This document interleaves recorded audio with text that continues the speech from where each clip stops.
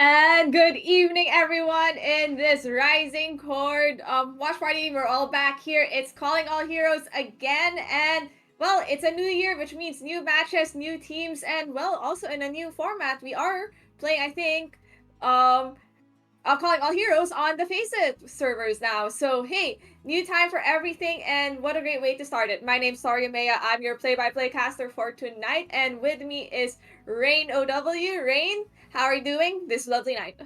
Hi, Thor. I'm doing really good. I'm so excited to get started with Calling All Heroes. We are in the preseason tournament here. So, this is Radiant Academy 101. You guys are tuning into Risingcord. So, of course, we're going to be covering some of the Calling All Heroes Rising teams. There's going to be some familiar faces, there's going to be some new faces too. A new season. Like you said, I'm so excited to get started. Yeah, definitely. I'm sure all these teams have something to at least kind of show at the very start of this season, right? As we are in this Radiant Academy 101, this is pretty much a preseason tournament of sorts for the Calling All Heroes. So it's a great chance for newer teams to show what they are capable of and see some new talent. Because if there's one thing that Rising has provided one way or another is a space for growth, as some of our players have indeed moved on to challengers. Yeah, that's true. That's exactly the point, right? Everybody wants to get started somewhere. This is the best place to get started if you want to get your foot in the Calling All Heroes scene. So, we do have two teams tonight that are familiar faces at least. We have Pixel Peeps Gaming taking on Sakura Mochi. And this is exciting because these are two teams that we've seen the orgs before. Probably going to be some fresh faces here, and excited to see these two take on each other. We do have hero bans in for this season as well. So starting out with the map 1 bans, we have Pixel Peeps Gaming banning out the Lucio and Sakura Mochi banning out the Sojourn. So these are two heroes that have kind of been mainstays in the meta recently. Although with that patch change, who knows what we could be seeing tonight.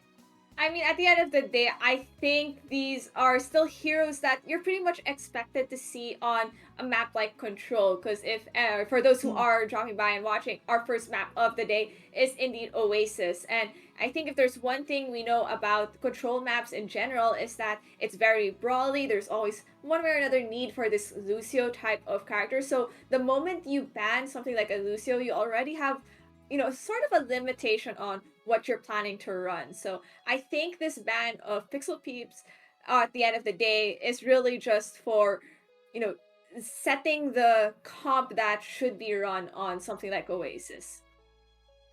Yeah, really good point. Yeah, heading into Oasis, these control maps play a very interesting style. So we have Pixel Peeps roster up on the screen. We're going to have Atlas and Lawn Flamingo covering those DPS roles. Zachary on the tank role, and then rounding out the support lineup, we have Cinder and Road. So I know definitely some of these players have played in Calling All Heroes Rising. So excited to have them return, and then also maybe get some new people in here to experience the Calling All Heroes scene. Yeah, but before we can get to those other new people, we also have a team like Sakura Mochi, who are also mainstays in the Calling All Heroes scene, right? Starting off that DPS line, you do have Love Saint and Flaming Potato. Your tank being Goose Duck, and familiar faces on that backline, Patroclus and Suffrage. So I am at least expecting this game between two mainstays in Calling All Heroes Rising to put up like a really good game, because at the end of the day, this is a first to three match up. So it could go the distance, hitting that map fiver. Now, for those who are dropping by, because this is a preseason tournament of sorts, we are running a single elim bracket. So whoever loses at the end of tonight is pretty much gone from the bracket for this mini tournament. Yeah, so like Thor mentioned, this is going to be potentially going to a map 5 series. So you can see the order here for us, starting out as always on that control map, and taking us into Oasis here. We will be getting started on the university sub map. So going to be interesting as kind of the time ticks down here to see what these two teams are going to end up running, where you don't have that Lucio and you don't have the Sojourn in the Ready mix. for battle. immediately we're seeing some interesting picks. I don't know for sure if we could trust these yet, though, Thor. I mean, if there's one thing we could at least expect for something like a rising type of team, is that sometimes leaning into maybe what is a comfort pick or what might be something that's unconventional but practiced and leans towards the strengths of your players could get some 5, wins. So 4, the Moira, 2, Pixel Peeps with Cinder on 1. Moira, interesting Round take, but I one. could see how this works, and it looks Capture like the they are objective. sticking to rolling out. Yeah, all right. Yeah, some Moira gameplay happening. We do have the judo for both sides, despite getting a little bit of a nerf. Still seeing some playtime as well. Opting to rotate up to this high ground, taking the fight on the mini. Yeah, mini taken from both sides, back and forth, but the dropping really low is already Atlas, and that is a sign for Sakura Mochi to push in, picking off Zachary K already down a tank, looking for the others of Pixel Peeps, and another falls so the fray, and from the looks of this, it should turn over to the side of Sakura Mochi, hoping to get that last kill onto Flaming Potato. So, Flaming Potato, oh sorry, Lawn Flamingo. So, it looks like at the end of the day, Sakura Mochi caps the point. Yeah, gonna get some percentage started here for Sakura Mochi. They did a nice job there, although the wall came out originally from Atlas first. The form from Goostuck on that Ramatra, able to just sustain through that engagement. As we can see, Pixel Peeps again rotating up, trying to control this high ground, but Sakura Mochi are in control of the point, so they're happy to just back off. They know that at some point or another, Pixel Peeps is gonna have to drop from that high ground. Yeah, dropping already from the high ground is Pixel Peeps, taking the point, well committed already by Sakura Mochi, and blocking off everyone else's Atlas, forcing out the ring, fight occurring behind that wall, and then at the end of the day, Lawn Flamingo is the first to die, allowing Sakura Mochi to push in, gets another. Love saying, getting all the shots, trying to find another one. Is that a kill? Is that a chase? They're going after the Juno, and just with the sliver of life, Road manages to get out. Oh, yeah, Sakura Mochi did a great job there. Nice disengage as Pixel Peeps kind of dropped down from that high ground. She built up to quite a few ultimate here. You're going to have 5 online shortly for Sakura Mochi. We will see Zachary going to swap over, going to match that Ramatra. It's the early blizzard here, though, from Flaming Potato. A huge blizzard for Flaming Potato, manages to get Zachary K, pushes, cycles the push of Pixel Peeps, having to wait for their tank to come back and re-engage. Online is the Ramatra ultimate of Goostuck, and I'm not going to be surprised if that's going to be used to push. Yeah, exactly. We have this Annihilation available, like you said, and both support ultimates going to be online here. It looks like Pixel Peeps, you're going to have some ultimates online shortly as well, including the Blizzard, but it's actually going to be Road getting us started off with the Orbital Ray on point. But High Noon Commitment Love saying gets Road. That's one support down, forcing Cinder to use that Coalescence. Another from the Genji, manages to get another. It's looking like it's turning over to Pixel Peeps. Long Flamingo gets 2, gets 3 with the help of the Coalescence. Goostucks are just left on the point to stagger and to at least cap to 99%. Great job for Sakura Mochi, but at the end of the day, it flips to Pixel Peeps. Yeah, it was expensive for Pixel Peeps here. You used both the support ultimates. You had to use that blade as well. You are at least still holding on to the Blizzard from Atlas, which is going to be really great for these defense. And you have the wall available too. Lots of nice choke points on University here. However, Sakura Mochi, they still have that Annihilation, and you're going to have the rally as well. It's actually a Blizzard here. I don't know if it's actually going to catch anybody though. It manages to catch the May, but Cryostasis is already available from Flaming Potato, manages to dodge it, forcing Pixel Peeps to go back and forth, and Sakura Mochi to push forward. Goostuck committing the Annihilation, goes for Road, is finally down. Another for the side of Sakura Mochi, and it looks like this is lock and key for this squishy, chewy squad. Ooh, yeah, it's just Lawn Flamingo on the point here. The deflect is out. The Genji gets melted. Sakura Mochi, they've taken this point back. And a nice wall from Flamin' Potato, just absolutely shutting the door on Pixel Peeps. Great job for Sakura Mochi, knowing their sign to push back in after Pixel Peeps pop their potentially only ultimate available at that time. So honestly, Sakura Mochi showing that they have at least an idea of what their win conditions are. But my next question is, are they going to stick to this composition here on City Center? Yeah, City Center, it's not going to be as easy to get the same value from that May Ramatra composition. Looks like Sakura Mochi kind of recognizing that and opting a little bit towards this Wrecking Ball comp. We'll see if Patroclus sticks on that Mercy. I do think potentially an option. You're going to have Flamin' Potato on that far Pixel Peeps. Not looking to play that May. Either we'll have Zachary move over onto the Winston. Atlas going to be on the Ashe here. Could be really detrimental to Sakura Mochi, especially with Flamin' Potato and Patroclus, who who are going to be in the air with that pharmacy duo. Pharmacy Duo is already taking the high ground along with Goose stuck on that ball, denying any high ground space for this honor break of Pixel Peeps that wants to play. They're forcing them to go back into the corner. Pot shots taken in the tiny room, no damage, no deaths yet, but damage taken highly by this Pixel Peeps team. Jump committed by Zachary K to displace everyone from the high ground, but at the process, Lovesay and Gustav have already taken over the back line of Pixel Peeps. Pixel Peeps looking for a trade, but I think only Gustav dying in that all the process may not be enough of a trade unless they manage to get this low HP Flaming Potato, but no, Flaming Potato takes Zachary K instead, and this point turns over to Sakura Mochi. Yeah, this is the beauty of the Wrecking Ball comp, right? Although we saw like a lot of focus being put on a Flaming Potato and Patroclus in this pharmacy, it allows Gooseduck and Lovesane to just rotate around, immediately targeting the backline of Pixel Peeps, and you just don't have really the same peel that you would if you had some other DPS, right? You had the Ashe, and then you had the Genji. Lawn Flamingo is going to swap over to the Echo now, so again, still not a whole lot of peel for this Brig Ana, so Road and Cinder, it's really on them to just try and stay alive through these engagements from Lovesane and Gooseduck, who can just combo them with the 1-2. Yeah, but high ground already taken by Pixel Peeps with the jump of Zachary King, giving space for the Road and Cinder to play at Lovesane, trying to get into that backline and you can create a dive, but the sleep on Gustav drops into very low and has to force them out of the fight. Lovesane looking for an opening, is pressured out by Zachary K, managed to back out, but Pulse is online. Fight is still occurring on the high ground. Barrage committed manages to get one, but not before their immense death. Patroclus still somewhere trying to find everything, but Lovesay manages to find Road instead. But with the low HP targets of Sakura Mochi, I think this should at least turn over to their end at the end of the day, because the main source of heals of Pixel Peeps are out.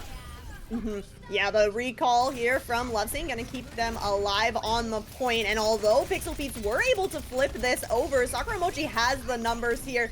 Zachary falling so low on that Winston. Nice pack from Cinder to keep their tank alive, but it's not gonna be enough. The packs have run out. The mines actually came out from Gooseduck as well, really just confirming that Pixel Peeps was not gonna be able to push back into that point, but you don't feel too bad about that if you're Pixel Peeps. You didn't commit any ultimates there. You're gonna have both of your support ults. Road potentially gonna give that nano over onto Zachary on that Winston. The cleave damage could be really detrimental for Sakura Mochi as long as you can catch them. I suspect that Patroclus and Spory are probably going to be the targets there because you're not going to hit the Pharah, probably not going to hit the Tracer. The Pulse Bomb goes up. Cinder, they lose their shields, but they have the rally, so they're going to get that second shield going.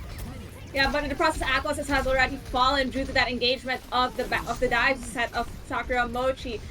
TP committed out by Starfridge, and everyone else is very healthy on the side of Pixel Peeps. Flamingo changes over to the Pharah, trying to do their own pressure, but with the backline of Pixel Peeps down, this is looking very dire for them as the point has already hit 99% for Sakura Mochi. Picks coming off the way for Flaming Potato, and one more person is left. It is merely Zach having to pop that Primal, and Bob is there to further solve the point. Flaming Potato taking pot shots, trying to find this Winston as, you know, they try to chase after the Mercy, but at the end of the day, not really much backup, especially now that your teammates have fallen back out and are unable to return to point. Map 1 goes to the favor of Sakura Mochi.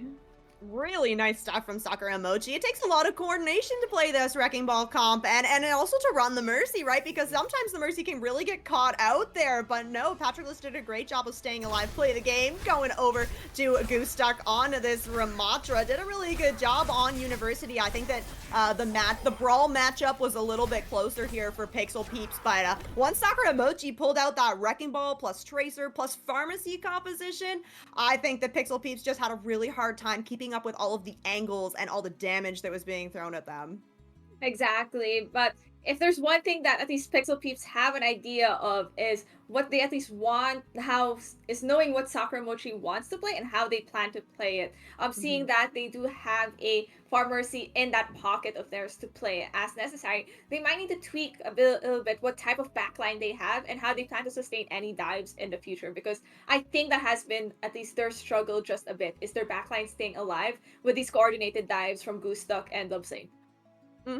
Yeah, so at least Pixel Peeps are gonna get their map pick here. So you can try to pick something that is gonna counter Sakura Mochi, who's shown that they can play quite a couple different compositions here. We will be heading, I believe our next map type is hybrid slash flashpoint.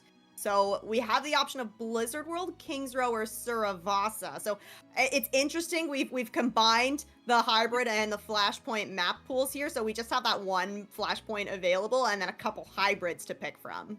Right. But I think if you're a team who wants to at least settle the score right away, really avoid those draws, like you go to Flashpoint, right? There Mm-hmm. is no really need to go into a hybrid map unless you are very comfortable in your poke playstyle. Because if there's one thing that hybrid and escort maps at the end of the day lean towards do really well, is the fact that if you're a team that's really reliant on your hit scans, landing shots, and doing poke damage, the pushing the payload through past high grounds and through chokes really enable those. Yeah, I agree. That's a really good point. I do have to say, like, going to Suravasa could be really scary too, though, because I do think that the Wrecking Ball could be pretty impactful there. But that being said, we do have hero bans, so if you're really concerned about a specific hero, just ban it out. You can do that now. You can't ban the same hero that you already banned, so Pixel Peeps isn't going to be able to ban Lucio again. But you have the options to ban one of the other heroes and potentially like really target ban somebody. Ban out that Wrecking Ball if you think that it's going to be an issue. But I do think that Suravasa could go another way, right? We could see some brawl. And well, speaking of Suravasa, that's where we're going. Yeah, Pixel Peeps have decided that they are going to Surabasa. So the fact that now the Lucio isn't banned means you're expecting generally both these teams to play that Lucio composition. I think if there's something that Flashpoint is pretty similar to with like another map type, it has to be control. The open space, really having to speed on to people go through chokes, turn around corners quickly to get onto someone. That's a very brawly type of playstyle. I think at the end of the day, if you're someone who thrives in collective target call onto one person and going there together just to brawl it out, a map like Suravasa just helps you do that. But as we, wait to load in, the hero bans are coming up from both of these teams. Yeah, that's right. So, Pixel Peeps first gonna ban out the Ramatra. So they are banning a tank, not that Wrecking Ball though. Gonna ban out the Ram, and then Sakura Mochi's gonna ban out the Juno here. So it's the other speed support that's getting banned out on map 2.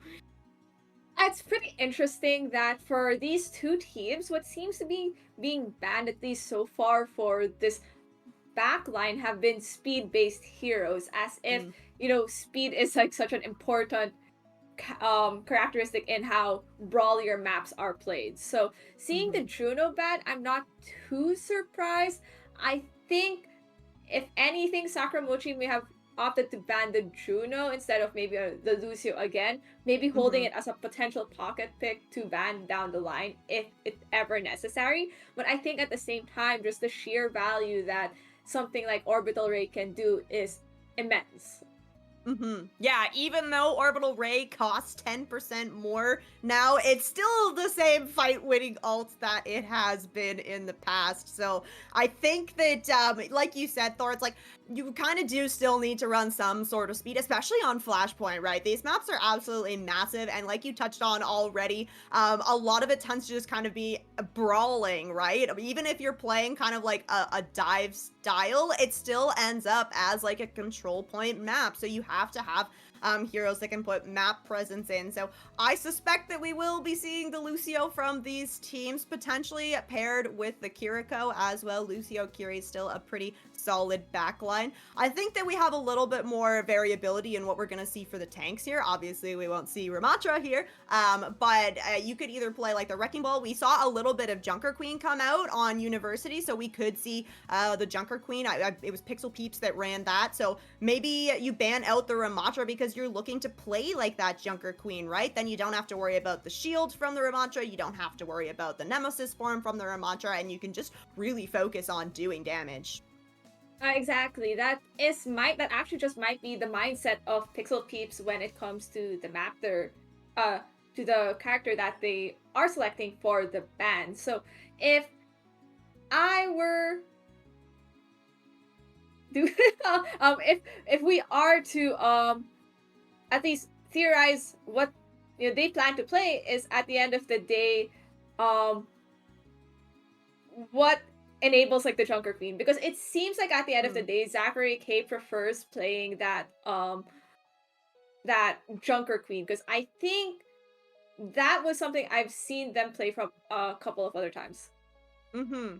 Yeah, and to pair like with the Junker Queen, you probably want some more DPS that are going to be able to capitalize on that kind of burst damage from the Junker Queen. So potentially we see maybe a Genji come in. The Tracer is pretty much always just going to be an option, right? And Flashpoint has lots of lanes, lots of angles that you can have your Tracer play on. Sometimes you even send your Lucio with the Tracer as well. Leave the Kiriko to stay with the tank and just pump out the healing. And then you end up with kind of like a 3-2 split. But a lot of it comes down to just like capitalizing on the cooldown. So we are heading into Sorabasa now. Of course, the doors haven't opened just yet, so we don't know for sure that these are the heroes. But I mean, Thor, we're seeing some heroes that definitely could get some playtime on Sorabasa. I like this slight adaptation from what we have just found out is actual Pixel Peeps. Peeps, peeps. Yeah, great. Apparently that's the name. So, but they're going for more stagnant composition. So I think their goal really is to sustain through what might be something that is a bit more chaotic. And I think at the end of the day, just the ability to use Exo Boots on Baptiste lets you take that high ground a bit better than Kiriko, who has to, when wall climbing, not be able to do anything else. So Mhm. Pixel Peeps going for a more stagnant, more composition, but Flaming Potato already dropping very low, and that's a sign for Lonzo Mingo to look for them, trying to find an opening and force out everyone else who's playing from the outskirts. But already down is Goose stuck on that Junker Queen with the right clicks of Atlas just hitting everywhere, along with Road just cleaning it up. First point capture goes to Pixel Peeps. Here we go. And that's great for Pixel Peeps because, like you said, they're running this very stationary kind of composition, right? With the Orisa, with the Mei. You even have the Baptiste there to just really keep you alive through these engagements. So it's going to be really hard for Sakura Mochi to push back into this. But you do have the Junker Queen shout. You've got the Amp Speed from Patroclus as well. So you need to collapse onto one of these supports if you're Sakura Mochi. We can see them rotating out left side. The Mei wall's already come out. It's a free walk on the point. Free walk on point manages to get Cinder, but Cinder healthily alive back, just barely kept up by Road, and that forces Zachary K to push up, then gets Flaming Potato in the process. Window already building up for Road, but the left unmarked is Love Saint on the side and manages to get Road before they could even get to that window. Ice block committed by Atlas to force out this Sojourn, who has been getting a lot of damage. And if I'm Pixel Peeps Rising, thank you for the name change midway. They might as well just play point, get the tick percentage up to at least 99 for them, and that's exactly what La Flamingo is doing before they finally die. Yeah, look at this though, 99% for Pixel Peeps Rising here. You didn't commit any ultimates if you're PxP though, so you're coming back into this. You're gonna have the window, you're gonna have the rally as well as both DPS ults. But Sakura Mochi, I mean, they got into that without any ultimates either, so looking like a pretty even trade here, but it's 99% for PxP Rising. So Sakura Mochi needs to really hold on to this point and use their ultimates very carefully. It's actually gonna be PxP Rising opening this fight up first, but what a massive rampage. Yeah, that already committed by Rogue to keep everyone healthy up, and they just did, including that rally from Cinder, who is at least pushing forward. Oh, no, wait, no, rally not committed, but manages to at least get everyone healthily alive, stuns the Junker Queen, but in the process, Stoppage manages to get Lonzo Mingo, which is a problem when you want your venture alive. Focusing down the Kiriko is this core, and at the end of the day, all supports are down for Sakura Mochi, just leaving Gusak alive to try to contest the point with barely any HP left against a rallying Brig.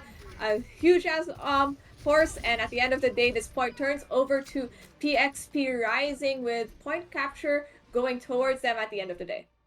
Yeah, really nice stuff there. PXP came back into that and managed to survive through the rampage from Goose Duck that had connected onto all 5 members. But Cinder, they had that rally available, popped it just as that anti-nade was finishing and keeping their team alive here. PXP's coming into this. You got the Blizzard, most importantly, and the Terra Surge. You could potentially combo those. But Flaming Potato does have this blade kind of posturing for it looking. The deflect already forced out, but they're going to go in for the blade. Blade gets the window, but the slight jump from Road dodges it, but not enough to fix two kills on the favor of Sakura. Mochi trying to get one more, manages to do that with the help of Patroclus, and this should go to the side of Sakura Mochi at the end of the day, trying to get this one person, but before they die, Long Flamingo manages to get Flaming Potato and get out with their life. Atlas, though, maybe not as great as they stagger themselves onto the point. Finally, point capture should go to Yes?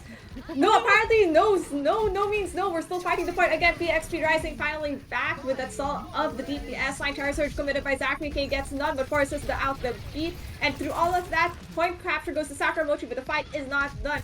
Fight still going on this side of that map, trying to push back PxP Rising is Sakura Mochi, and they managed to do that just pretty well, especially with Law Flamingo finally down. Yeah, you find the pick onto Lawn Flamingo. She's got to go all the way back to the spawn. So PxP Rising just backing out, waiting for Lawn Flamingo to recommit here. And you're coming back in. You commit a lot of ults there, but you're coming back in with both your support ults, which is really good. Kind of hard to get the value from the window here. We can see they're actually rotating up through Fountain here. So going to look to come down through the point on the stairs. This is a great spot to use window. Yeah, Road's going to go for it. Road goes for it, manages to push forward a bit of it just slightly, and manages to push back, manages against Flaming Potato with Zachary K. That's one person down from the side of Sakura Mochi. Pushing back everyone else from Sakura Mochi is Zachary K. and wall committed. And a little disruption coming from the side of the Venture, trying to pressure out Love Sane, who's using Overclock. Doesn't really get anyone from it at the end of the day, but manages to at least bait out PxP Rising from a really awkward position. But point has turned over to PxP Rising, but Love Sane still alive, manages to get a few more kills from them.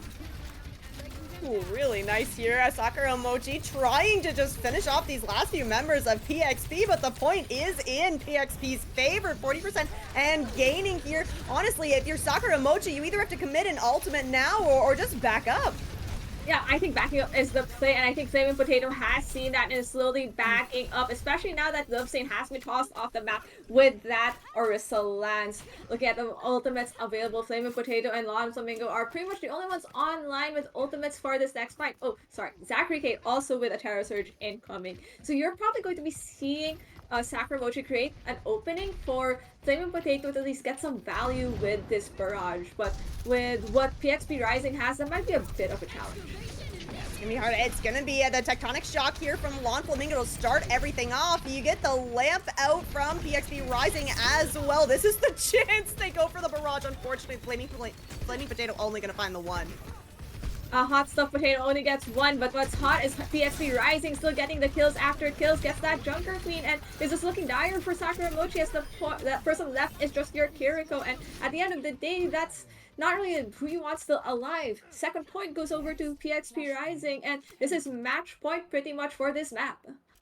Oh, this is great for PxP Rising. You're setting yourself up for success here. Only one more sub map needed. However, we are heading over to Temple here, and Sakura Mochi's gonna have the better positioning, already getting themselves set up around the point. Goose Duck has also swapped over onto this Mauga, so gonna try to look to just sustain a lot more in these fights. The Mauga has a lot more staying potential.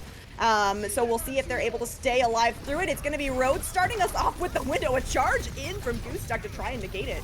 Yeah, trying to negate the value of the window, but they give up their life in the process, forcing everyone else in Sakura Mochi to have to defend the point on their own, especially now that a window is committed and a rally is soon to be built up by PxP Rising. Lawn Flamingo trying to pressure out Patroclus on this Lucio, get a few more picks, but with the help of their backline, manage to get everyone else. This Kiriko of Stoppage tries to stay alive, and they manage to not get their way out. And unfortunate stagger for Sakura Mochi.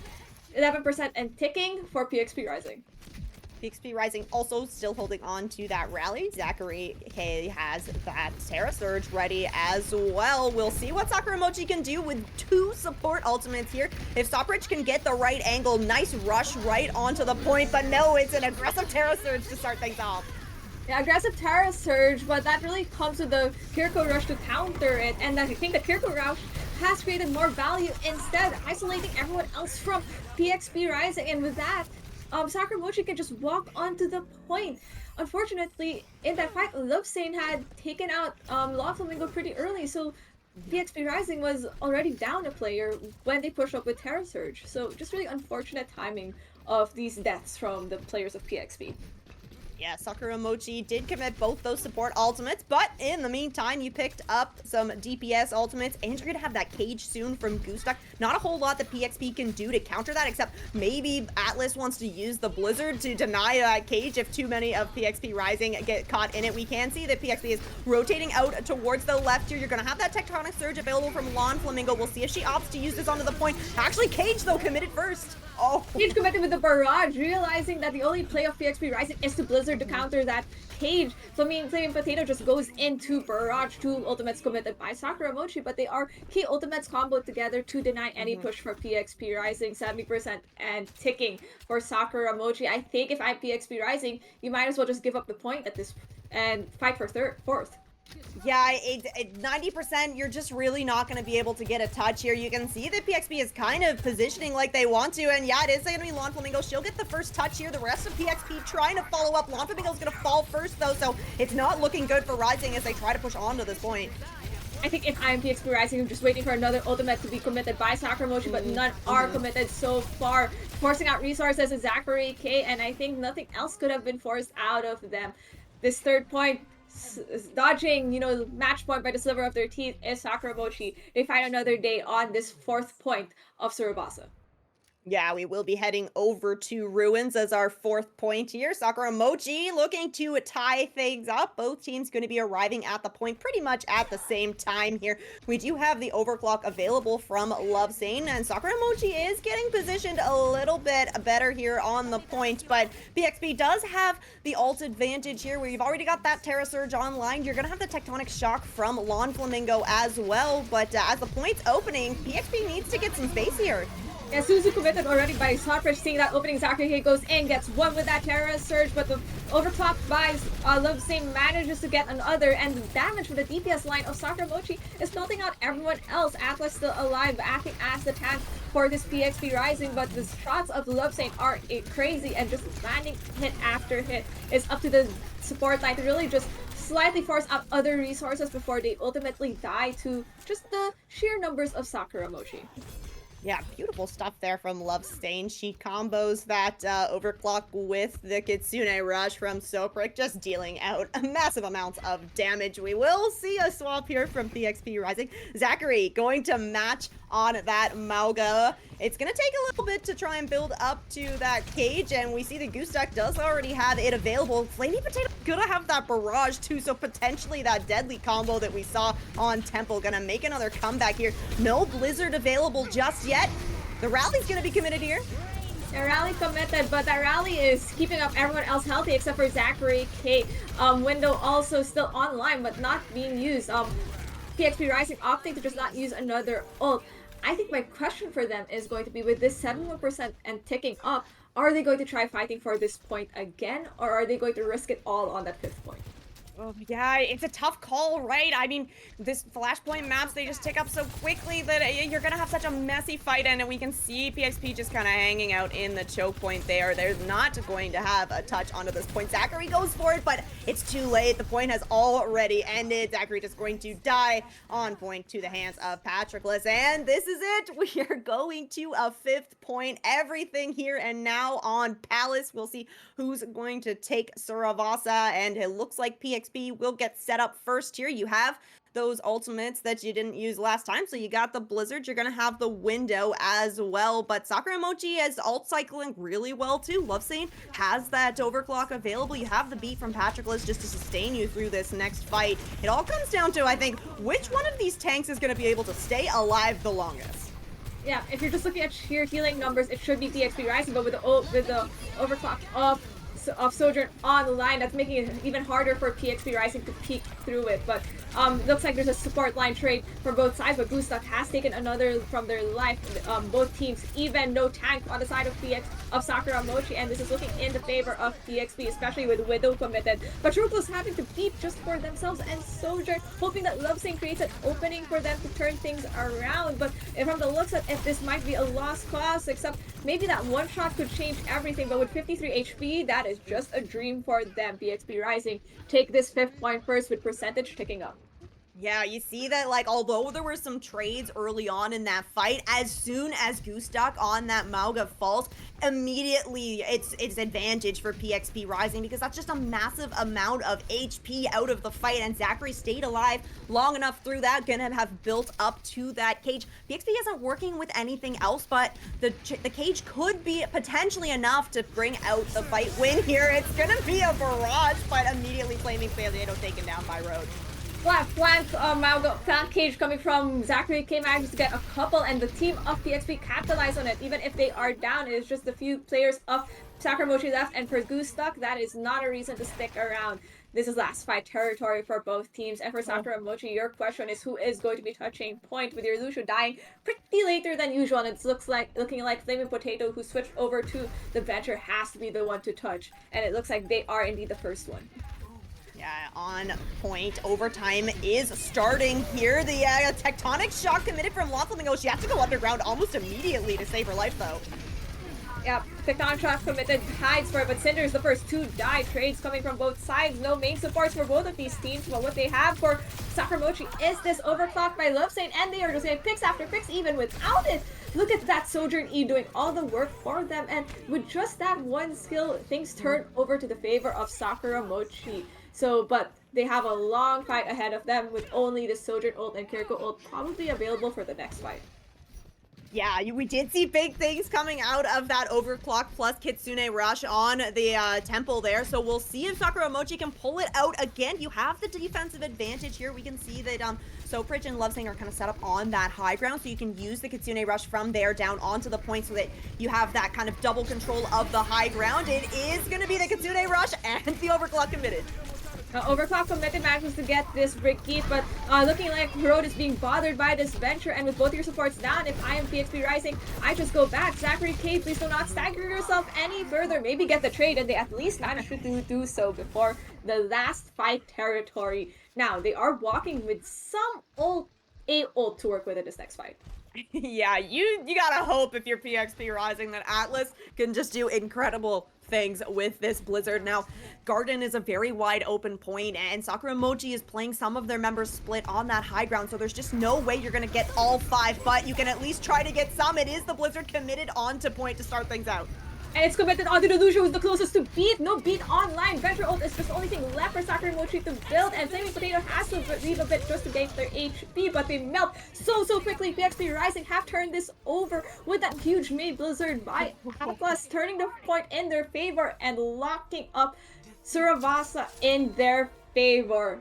Pixel Peeps picking a map in their favor and taking the win.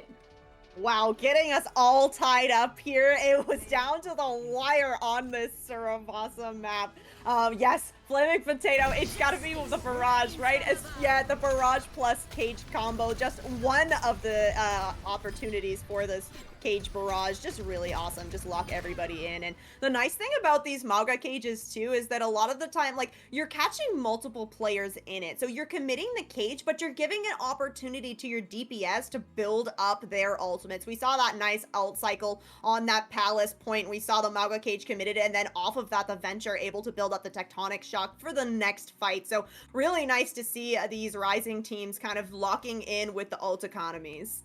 Exactly, and compared to at least what is the first map of this matchup, Pixel Peeps really showing that they can, make up for, what seemed to be like a very lopsided matchup on Oasis. So I think they're slowly getting their footing, and they've at least shown it through this, win on Suravasa. Still looked a bit dicey, so definitely stuff that needs to be cleaned up with them as a team, but definitely this is going to be looking like a very close matchup between these two veteran teams of, the Calling All Heroes Rising.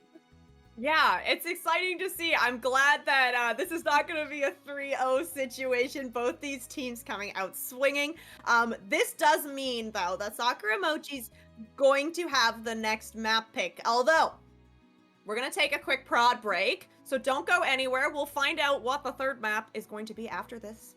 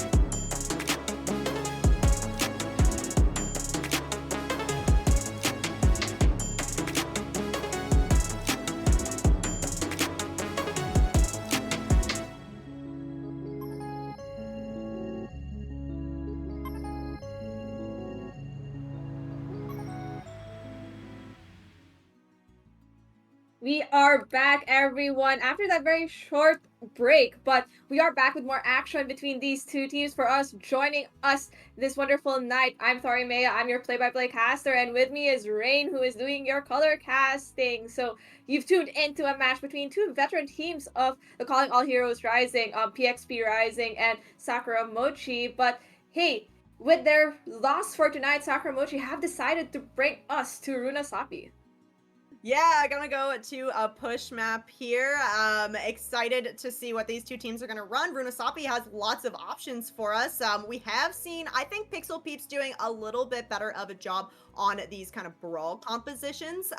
And maybe PxP is feeling that too, because they've gone ahead and banned out the Wrecking Ball, so they're not looking to deal with that from Sakura Mochi. And then from the side of Sakura Mochi, a Torbjorn ban coming out. So I feel like we have seen a little bit of Torbjorn here, so looking to just shut that down, not looking to deal with that annoying Torbjorn turret. I mean, if you're thinking about it, like Torbjorn really is a menace if Mm. not kept in check. Now, there's one thing at least you know about Torbjorn as a character. At least they're more stagnant in terms of playstyle. They prefer to sit in a spot, but that turret can get very oppressive, especially if you're hoping to do something that's a bit rush and brawlier, because you have to break the turret first before you can actually brawl out. Mhm. Because left alone, that turret does so much damage. But I personally think kind of a strange hick in a sense, at least for PxP Rising to ban the Wrecking Ball, considering normally you wouldn't want. Oh wait, no, I'm smart. They really did decide to ban the Wrecking Ball because Sakura Mochi Yeah. banned the Torb. This is why I'm in play-by-play today. I have no brain cells. Yeah, so Sakura Mochi did have the first hero ban here. So yeah, the Wrecking Ball ban coming second there for Pixel Peeps. And I think that if we are going with what we've seen so far from these two teams, we could potentially end up back on the Mauga mirror that we just saw on Surabasa. Oh my gosh, this is like, why? We all just devolve back to Mauga. And this is even with Yeah. nerfs. And this is even with nerfs, guys. We just devolve back to Mauga. That's a really good point, actually. Mauga did just get a lot of nerfs in this mid-season patch, including like the nerf to one of his perks that allowed him to like run past people and light them on fire and then get the crit. So yeah, that's actually a really good point, Thor. Mauga has been like nerfed to all heck, but here we are pulling out the Mauga comps. That being said, I mean, potentially we end up on something else. We did see a little bit of Ramatra. I think Ramatra is still a pretty strong tank to select, so we could see that potentially. I think I think PxP Rising, I think Zachary K wants to play that Junker Queen. I just have like a sinking feeling that they want to play that Junker Queen so bad and is just unable to based on the tanks that are being run. Like, why would you run a Junker Queen into a Mauga? Now, I wonder if that is something they are still going to attempt to run out. It seems, at least for PxP Rising, they're trying to not devolve into the Mauga mirror right away. So I respect them for that, and you can see it. See, Zachary K really wants to play that Junker Queen. Sakura Mochi, on the other hand, seems to really insist that, hey, no, we want to lock this in. We're gonna default to the Mauga right away. Yeah, let's see that. The door's still opening, not opened just yet. We saw Patrick Luce, they were very briefly, they were on the Mercy, but I'm gonna go back over onto that. Juno could potentially just be for the speed ring here. It is the speed ring out of spawn. Nope, gonna stick on that Juno. On the side of PxP Rising, we have the Juno Brig backline making a comeback, and then you have the Genji Soch. So this is a pretty like standard composition to run. Then you have Zachary in on that Junker Queen composition. We'll see what they're going to be able to do against Sakura Mochi. Flaming Potato has once again brought out this Pharah, caused a lot of problems for them on Surabasa, and now you don't have any sort of hit scan. You don't have that Baptiste even from Road to put pressure on this Pharah. So PxP Rising going to have to be really careful about the angles they take against Sakura Mochi. I think it's really just up to Atlas and May being Law Flamingo through jumping in the air to really deny it. But Love Save already taking out Law Flamingo. That's one down for PxP Rising, and make that another. It's looking like dire situations for PxP Rising, but this seems to be the playbook of all time for Sakura Mochi, is they take this first fight just from the sheer better composition they're running against PxP Rising here. So I wonder if Zachary K is going to make that switch. Yeah, we'll see. Looks like they're gonna stick on that Junker Queen. I gotta give a little shout out to Love Sane there. She picks up a nice little 4K to open things out for Sakura Mochi here, just creating so much pressure to put on to PxP Rising as the bot now pushing forward here for Sakura Mochi. And you can see the nice thing about this Pharah is you can just rain in damage from so far away, and it's just the poke damage coming in, but it's PxP Rising back in this. It's a dash in from Lawn Flamingo. It doesn't quite connect though. But what connects the knife of Zachary K onto top bridge? You're on a dead, followed by your Pharah. Just means that this is a clean push for PxP Rising. Sakura Mochi having to at least fight it out just a bit more, and with kills still going along the way for Atlas, who was pushing the bot, manages to get that final blow onto Goose Duck. So very inexpensive fight for PxP Rising, and so for Sakura Mochi, as ultimates are still building from both sides. Yeah, and Sakura Mochi didn't pick up that first checkpoint either, so you won't have those forward spawns. Patroclus actually falling off the map a little late here, so they're not going to be in the fight for this contest. That could be detrimental here as PxP Rising pushing this bot forward, getting very close to taking the lead as well. We can see the DPS members from Lawn Flamingo as pushed up quite far, creating a lot of space. Zachary falling a little low, but honestly, Zachary, they've just built up so much ult charge just from walking forward as PxP go ahead and pick up the lead, and they pick up the checkpoint here.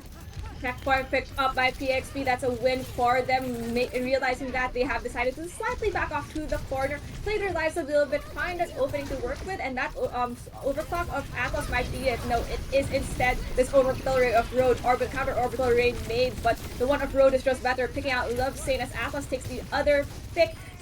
Picks going on the side of PxP Rising, and even though Lawn Flamingo is gone for this world, with Sopridge taking their, dear departed life, it still goes in the favor of PxP Rising. And Zachary had just the best combo, or the best counter for Patroclus's orbital ray there. It's gonna be the Rampage. It connects onto all 5 members of Sakura Mochi, and it just absolutely nullifies that Juno ultimate. We will have Sopridge on the Kiriko here. The Sakura Mochi can come back into this with both DPS ults, but you're fighting into the rally from Cinder. You're fighting the Rally of Cinder, but also the Cage Barrage combo of Sakura Mochi, and I think that just seals the deal for them. Gustav is trying to get a few more of the players of PxP Rising who are stalling the point, dwindling down time, and with their last breath, Lawn Flamingo manages to at least stagger it a bit more, and the bot continues pushing forward. PxP Rising will have at least some time to deny that butt scratch. Or butt scratch, turnover of forward spawns. Yeah, official. Wrong spot. Yeah, Wrong spot. PxP also, everybody gets the forward spawn here, so you can see the fight already very, very close as Lawn Flamingo, she commits this blade.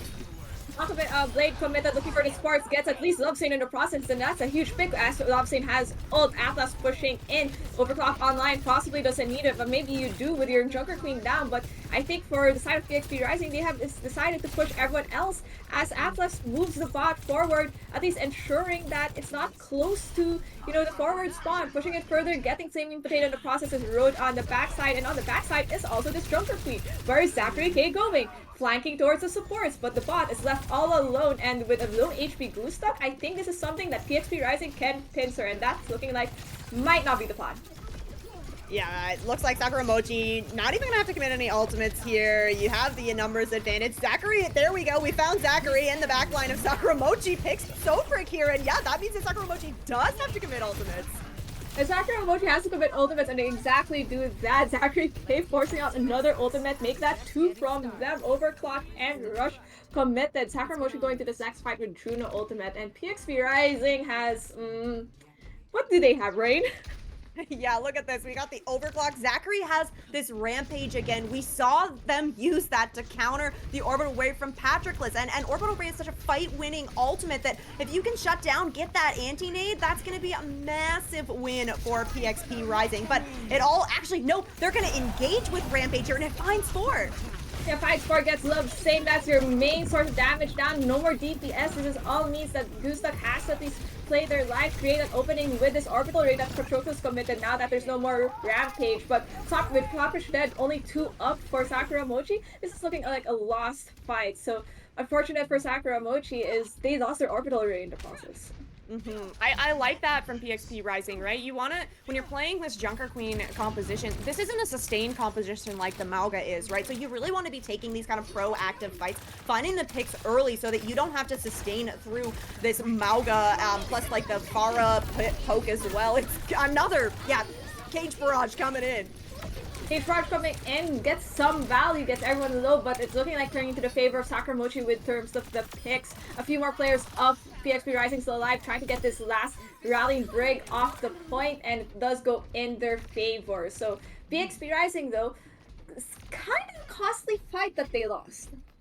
Yeah, it feels like they're just holding on to this blade, and at least Sakura Mochi doesn't have anything for it just yet. If the fight goes on long enough, you will be able to build up to that orbital ray. But on the side of Sakura Mochi, it every fight that they win, it seems like they're using really big ult combos to do it. And here we have, yep, gonna get this blade out from Lon Flamingo.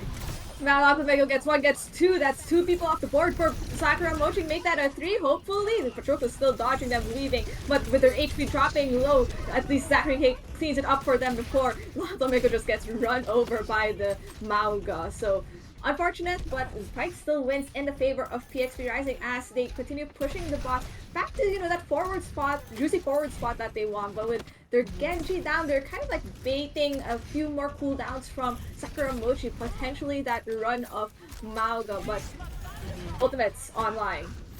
This is looking pretty interesting. This is nice from PxP. You played it really smart. You didn't let anybody else get picked. Lon Flamingo, she's back in the fight now, so this is it. Time for the fight. It's a 5v5 on the point.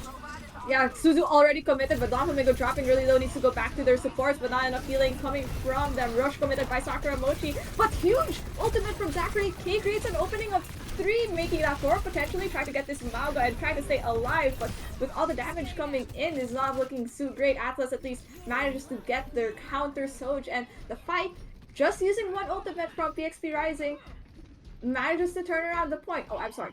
2 ultimates. Genji Blade may not have gotten value, but it did create the opening, forcing out so many cooldowns, like the very crucial Suzu. Yeah, exactly. And you know what, Thor? You said, you were like, I have a feeling that PxP Rising wants to play the Junker Queen, and you were so right. Zachary is killing it on this Junker. These rampages have been insane. Sakura Mochi looking to come back into it, but no, Zachary just shutting down Lovesay's overclock. Barrage committed yet again, looking like the go-to combo of Sakura Mochi, and it is so read by PxP Rising, already ready for it, going in road, just focusing them, and Atlas seeing that opening pushes in, forcing out everyone else from Sakura Mochi back to their spawn rooms, finding cover, especially with their Mauga dropping very low, overclock available for Atlas, but if I were them, pushing the bot to where it is without their Junker Queen is a huge feat already. I think for them, it's time to regroup. Yep, we can see PxP just backing out. The Judo ring gonna give them the extra speed to just try and get the heck out before Sakura Mochi's all there. Flaming Potato now onto this Junkrat. Manages to catch Road off guard, but Atlas shutting that down immediately. So any source of damage from that Junkrat immediately gone. Rallying Cinder to sustain the team, not enough with all the damage coming in, especially with that orbital raid boost for PxP Rising. Your goal is to stall the point just a bit longer, forcing out other ultimates from Sakura Mochi, and that's exactly what Lon Flamingo is doing before they depart from the point. Lovesang getting a huge 3k in that process. Yeah, Lovesang's doing great work on this Sojourn. She really just needs the space to work with, which I think is what Sakura Mochi is just really struggling with, and it's because PxP Rising is always going first in these fights. They have the Queen Shout, you've got the Juno speed, you're comboing it really well, and then Lon Flamingo's there to finish up the kills, but Flaming Potato finding this pick onto Zachary just as Sakura Mochi is also capping this first point really big, but it's overtime now, so Sakura Mochi, they can't get off this bot. You are going to have that Kitsune rush shortly to try and help you sustain through this, as we see Flaming Potato once again gonna make a swap over onto the Venture now. They are all back in the fight, so Sakura Mochi's got 5 people to work with, but PxP's got all 5, and they've got a Blade. They got Blade jumping and forcing out a Suzu. They managed to get the Kiriko in the process. No more rush available online, but Venture still alive and kicking, trying to create an opening with this Mauga still left on point for Sakura Mochi. Trades coming back and forth. A slam comes in, gets Atlas in the process, but the trade from Zachary K on Flaming Potato means the Mauga is just left to fend for themselves, waiting for the follow-up to come from the team, but it's looking like that is not happening. Third match goes to PxP Rising, and we are at match point, people. Yep, that's right. PxP just needs one more win to secure this match win and unfortunately kick Sakura Mochi out of the single elim bracket. Play of the game going over to Zachary. They managed to get onto this Junker Queen and just do so much damage. Look at that rampage, absolutely massive. Great knife cleave as well, and they have that perk that's gonna give them that life steal, so able to sustain through that. And I think that this is what Pixel Peeps needed. They needed to be able to get onto this composition that works well. Like we said earlier, comfort picks sometimes really, really important here in Ka Rising. Yeah, comfort picks is always something that people would go to when they are struggling at the end of the day, because it gives them that sense of normalcy and at least that form of muscle memories. So for Mm. them, it's easier to adjust to things on the fly because you've played that character into a variety of scenarios to know what to do at any given moment. And I wouldn't be surprised also if, that first map for PxP Rising is a fluke. If ever we do get Zachary K maybe in an interview, yeah, they will probably say that they like to troll the first map. We'll see. We'll see if that is indeed the case. But it is back on the side of Sakura Mochi to decide where we're going for a map for. Yeah, I'm interested to see where they're going to take us. So for our fourth map, it will be, see, I'm like pulling it up here. Escort. So we got Circuit, we have Junkertown, or we have Route 66. So these are all maps that kind of play similar. Circuit Royale and Junkertown. You're probably not gonna see a whole lot of like dive or anything like that. Probably not even brawl, just because how open the sight lines are. But Route 66 could give you a little bit of wiggle room with like the compositions you want to play. Maybe you want to play some dive. Maybe you want to play some poke. But either way, I feel like these three maps don't favor the way that Pixel Peeps has been playing so far. I think what's going to happen is this is going to be holding, what's going to determine how Pixel Peeps is going to play is the type of heroes they're going to end up banning. They may not Mm, have a choice on what map they're going to, but if they ban a hero that is maybe something that is traditionally played in these types of maps, right? That forces Sakura Mochi into a situation where you have to play something that's a bit wonky, a bit unconventional. I remember at least in one of the maps I had to play in another tournament, we said, hey, let's ban Sig on Circuit Royale. So yeah. works wonders is because it could just force people to play in a really strange way because you're normally expecting a Sig with a Pap Zen on Circuit Royale, right? But if you hmm ban a key component of it, then players are kind of forced to adjust. Hey, what can we use as a substitute, or should we just entirely switch a composition? So this is one of the few times where hero bans make a significant difference. I agree. I do think also that for Sakura Mochi right now, you really want to empower your DPS players. I think that they've been showing up like really strong. I mean, especially I gotta shout out. I've already done it once, but Love Sane has been showing up so much on the Sojourn. So that if you can pick a map that's going to be a little bit more favored for the DPS, I am thinking Circuit Royale because Circuit Royale is just like a DPS playground basically. But even Junkertown too, where you have those really long sight lines. There's lots of angles available. And it's a little bit easier for tanks to kind of create that space to allow their DPS to kind of flourish. Whereas Route 66, it's a little bit easier to kind of close the distance. There's a lot more kind of overheads to hang under or like just lanes that corners you can hide behind and stuff like that. But if you're Sakura Mochi, like set your DPS up for success because they are putting out the damage. You really just need the room for them. Exactly. Love Saint doing immense work, and even Flamin' Potato when given the opening, right? hmm You saw that they could combo off really well with their Mauga for these huge combos with the cage, and that really sometimes turned the fights for them. So I think that is something that Sakuramochi have to lean into a bit more. How do we enable our DPS to get these picks? And if that means having to switch the way we play or the type of tank we play, that's how it's going to work at the end of the day. But we are being brought to Circuit Royale by Sakura Mochi, and interestingly enough is what the picks are because we did talk about Circuit Royale banning unconventional like characters that are normally played in it, and Sakura Mochi is saying, "Hey, we're going to Circuit, but we're also banning Sig." Here we go. It's a play out of Thor's playbook here. I don't know where they're getting this information, but yeah, Sigma gone and then Pixel in response banning out that Farah. So they also definitely thought that Flaming Potato putting in a lot of work on that Farah.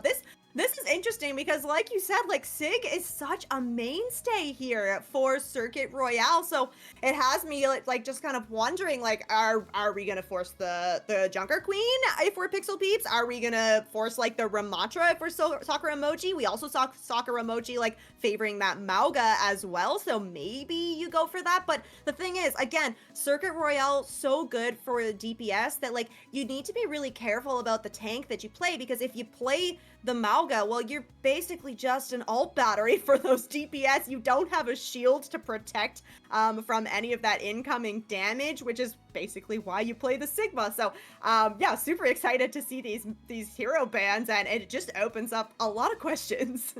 I think one of the ways you could do it is you think about it as what does Sigma do in this type of map. And if you break it down, you need that shield to deny at least some of the poke that is coming in to deny certain sidelines.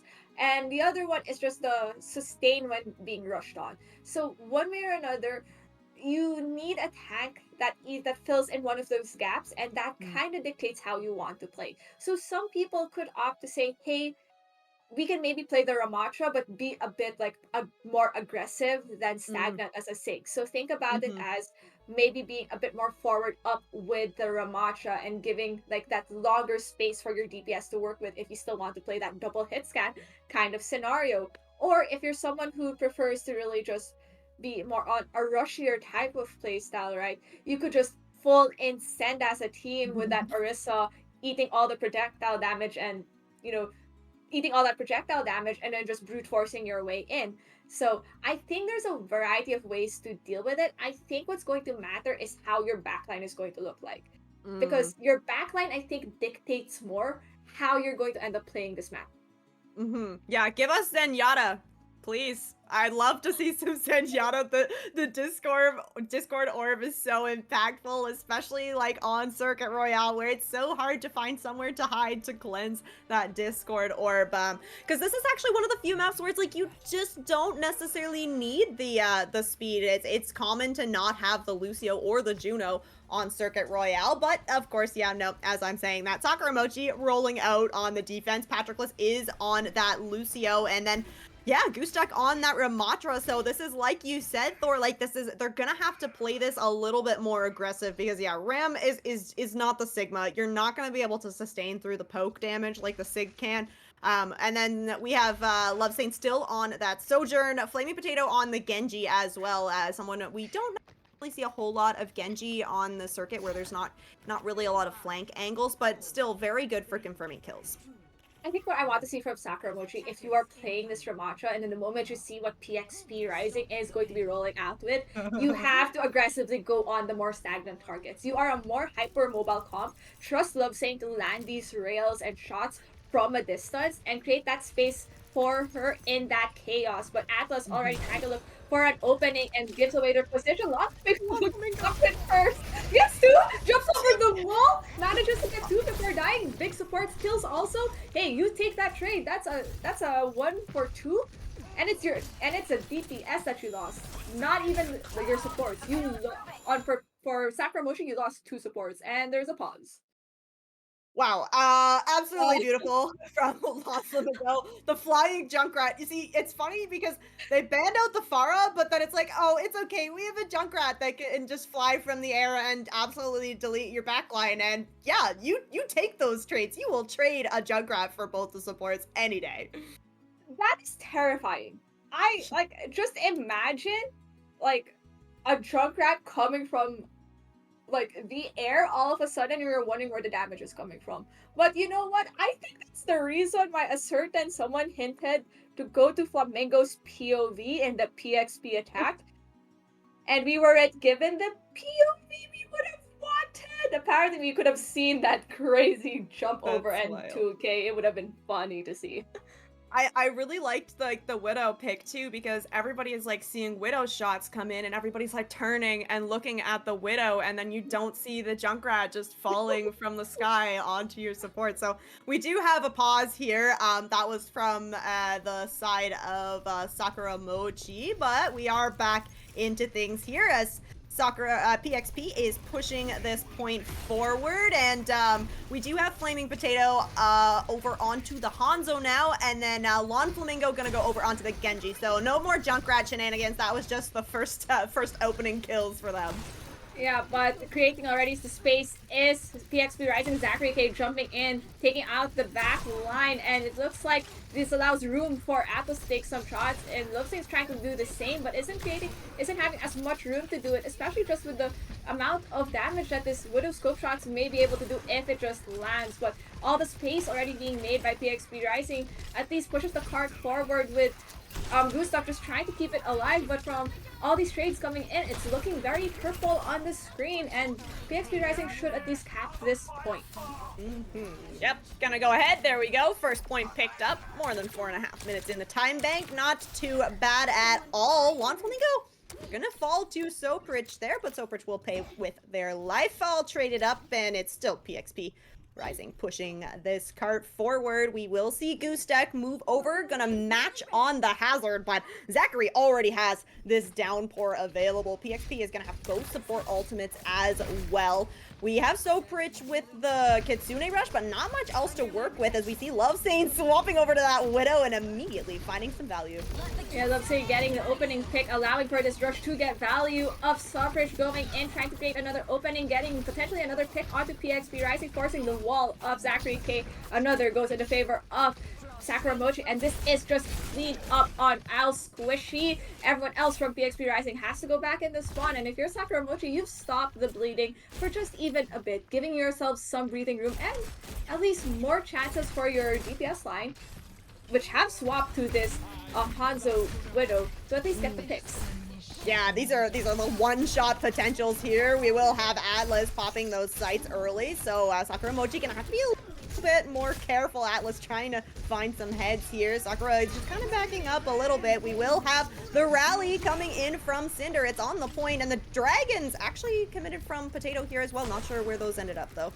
Trying to create space potentially. I was hoping a grapple shot, but a clean shot to the head is what Atlas has to provide, allowing more space for PxP Rising to push forward. But Gustav trying to prevent any other progress coming in from PxP Rising drops very, very low, but with their back to the team is not enough, so they're pushing up to get the picks. But with Flaming Potato at least getting another, this should at least make this next fight a bit more even. Maybe they are down one, but that doesn't mean they can go in. With this Lucio trying to stall the point just a bit more, Suzu committed, creating more time for everyone else to come back in, and it is not enough. Staggers coming from Sakura Mochi, hoping that Love Saint can get a pick while in this angle, but the walls just creating value. But no, the walls aren't enough to stop these shots from coming in. Sights committed, finding another pick. Hazard of Zachary K dropping very low, forcing out the rush of Sakura to at least clean this up. The Blade trying to disrupt this shots from Love Saint. Looks like manages to push them back a bit and at least cap the point. Potentially just Gustav there keeping things alive, but it is not enough, especially with no backup. Point capture for PxP Rising, and the cart just keeps rolling. Yeah, 3.5 minutes plus, and gonna find this late kill onto Flamin' Potato there, and PxP, yeah, just rolling forward. We can see a lot of space being taken. Zachary going to have this downpour available shortly as well. Sakura Mochi, they're looking to push up onto the high ground. I don't think they see Lon Flamingo kind of hiding on the bar there, just waiting for one of the squishies to come through, or at least for somebody to get low.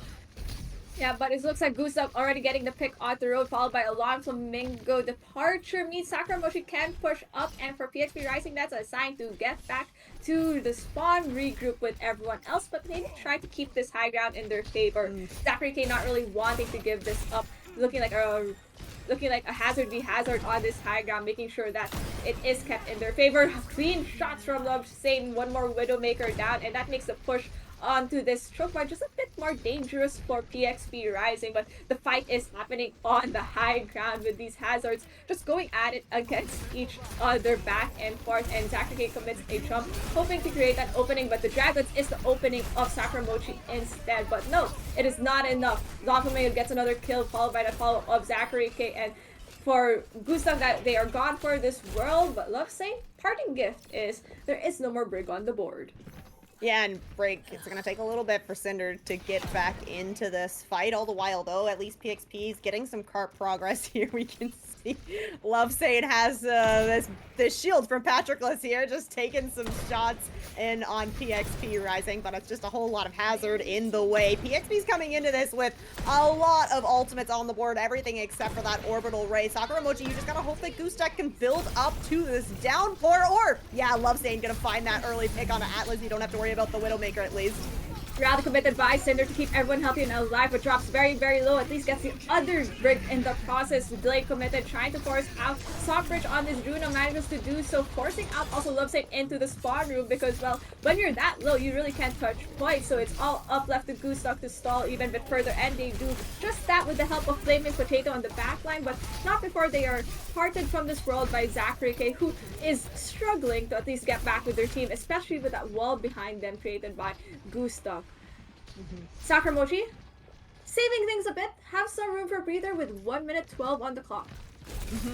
They have a swap here. Flaming Potato has moved over onto the Sombra too. And look at this, Atlas actually going to swap over to the Sombra as well. So no Widow on the side of PxP now to try and contest Love Saint, who's just going to go ahead and pick up, yep, another headshot onto Lon Flamingo there. And with 60 seconds, less than 60 seconds on the clock, PxP really need to get a regroup going here. You can see Love Saint just trying to find that Sombra. They know that they're lurking around somewhere, and Sakura and Mochi are holding on to the rally. You're gonna be able to build up to that orbital ray. However, Road does have the orbital ray available already. It's all just PxP needs to be able to get in a position where they can push in. We can see they've taken the high ground. Nice hack onto Zachary.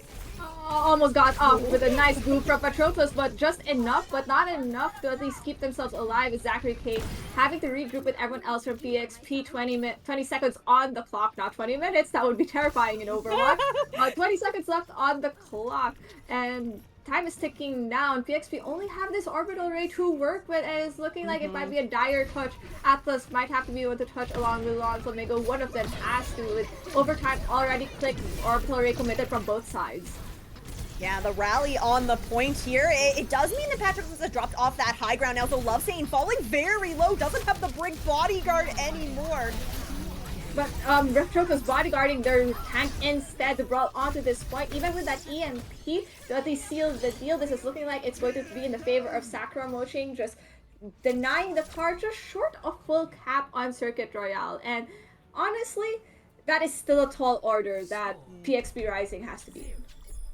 Yeah, this is especially like getting through a second point there. Like, there's a lot of high ground. It's really defense kind of favored there. So it's still gonna be, yeah, still gonna have to put a lot of work in here. I love seeing doing great things on that Widow, able to just like open up the fights with like headshot after headshot. And I love to see the brig shield just for the Widow to shoot through. That's really fun, and I'm sure that PxP Rising is really enjoying that too, getting headshot from behind the shield. So we'll see what PxP are going to opt to run now, because you could start out on that Widowmaker, or yeah, just not. I'm sorry, I expected this rolling out for PxP Rising. Like, Zachary K, like, I've seen this person's tank hero pool and their preferred tanks to play, so I'm not surprised. Like, rather than opting for maybe a Ramacha that has a shield, they'd rather play that Orisa. So I think also that the major perk, I think, with the spear really does immense damage. Also, it just denies so much ults. Also, in a way, it is effectively a stun at the end of the day. So, and just stronger does more damage when you charge it up. So I think it is still a good play, especially if you don't have that Sigma. And I think just being able to push away people from spots or push them to an opening enables, I think, the damage coming in from Atlas. But Sakura Mochi is still rolling out with this Widowmaker Sombra lineup. So I think this is going to be more of like a coordinated dive coming from them, or at least focus fire. Yeah, I can't help but wonder if Sakura Mochi was anticipating the hazard on the defense here. I think the Sombra would have a little bit more value if you're playing into that hazard, but up against an Orisa, I mean, you can hack her, but she's got so much HP and so much of it is armor that it's going to be hard to actually take down the tank with this, although we do see that Sakura Mochi's getting some cart progress here, but PxP is very comfortably set up on that high ground, and those spears, like you mentioned, Thor, just raining down onto Sakura Mochi. It's going to be hard for them to push up onto this high ground, but you really have to displace PxP because you got an Ashe up here, you've got a FAP, you've got an Orisa. It's just too much damage to leave on the high ground uncontested.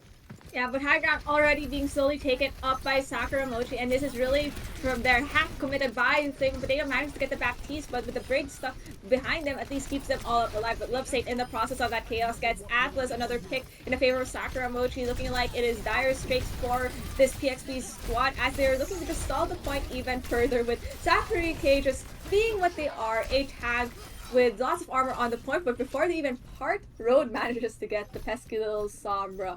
Card continues rolling for Sakura Mochi with 2 minutes 30 on the clock.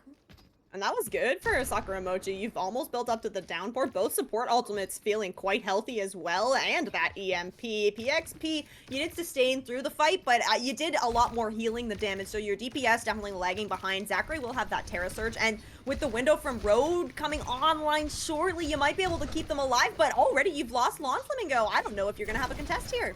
There's going to be at least an attempt by PxP Rising, hoping to get a trade, but with your tank down, this is looking like dire straits from them. If I were PxP Rising, I would try to back off a jump grapple shot being looked, manages to get Atlas. Love Saint doing so much work for the Sakura Mochi squad, allowing, especially now that Goose Duck is pushing up, trying to get one more pick. This back stagger is going to be painful, and exactly that. The Brig's still alive, and it is a deathly stagger for PxP Rising. This card is going to be continue rolling through this second point, and the supports of PxP Rising need to just respawn now. Yeah, you've got to wait for your backline. You also have Atlas swapping over onto the Mei, so that's all of that ult charge gone immediately. But you have the Mei wall to work with here. I guess you're hoping you can split off Goose Duck from the healers, but it's a fat EMP. EMP from the side of Flaming Potato. Doesn't matter that they gave up their life. In the process, it creates an opening for Sakura Mochi as they are going in.